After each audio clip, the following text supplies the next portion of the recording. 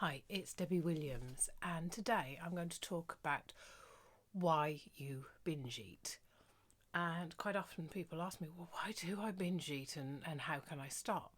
Well, one of the reasons that you do binge eat is simply because you can. The availability of food nowadays means that you can get a hold of this food anywhere and everywhere. If you think about it, 100 years ago, 150 years ago, the availability just wasn't there. Plus, we would exercise and we actually would eat more because we were exercising and walking everywhere.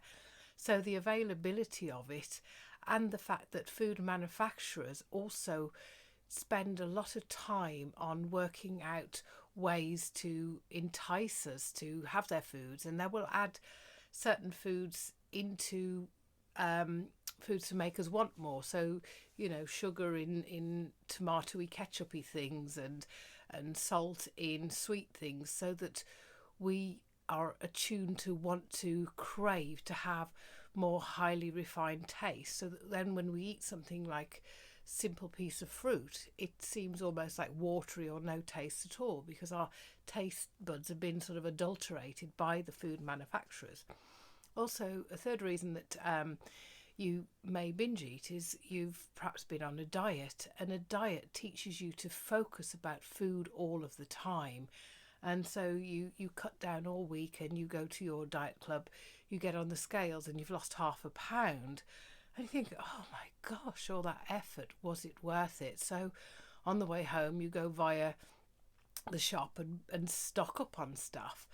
And so over time as well, because food is one of life's pleasures, somebody who typically is a binge eater has inadvertently allowed the binge eating to spread over all areas, so that food becomes the drug of choice. If you're bored, you eat. If you're tired, you eat. If you're happy, you eat. If you're upset, you eat. If you have space, you eat. And so really we need to delink all of these patterns so that we set you free.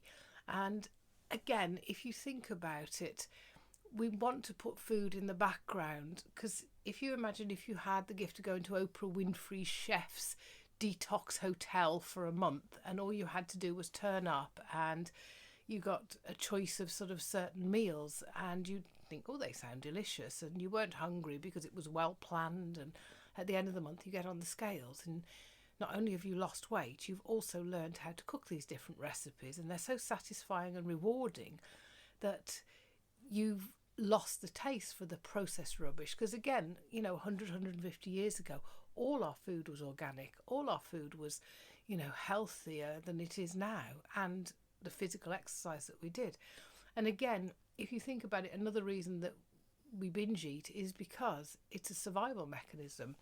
You're here because you're the product of all your ancestry, and if you'd come across something like some honey, you may well have binged on it because you weren't going to have that ever again, and oh yeah, okay, I'll get stung a couple of times, but the honey tastes so good, because that's one of the sweetest things that you would have found back then. And so it's a product really of our environment and the manufacturing industries and sort of society saying that you need to be a certain size. And so in our society, though, there are people who are not as influenced by food as perhaps you are. And these are the people who are naturally lean, healthy and happy. And you may well have been that way at some point in the past, and then perhaps you dieted and you switched your focus to food. So sometimes doing a simple plan for the week and seeing in advance of what you're going to eat and thinking, well, would I look forward to this, so that no foods are taboo. If you want some chocolate, have it at 4 o'clock, but have one bar instead of three, and know that that's your treat for the day and you're earning the right to have that.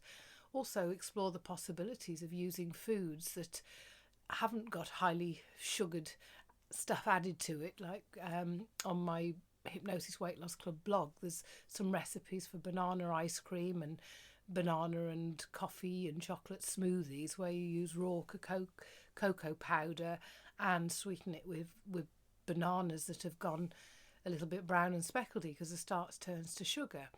And when you put more healthier foods into your body, it does calm down the cravings. Because if you think about it, a lot of times the cravings are saying, I'm still hungry, that there wasn't anything in that. And that's what the food manufacturers want you to have, because then they want you to go back and eat more of their products.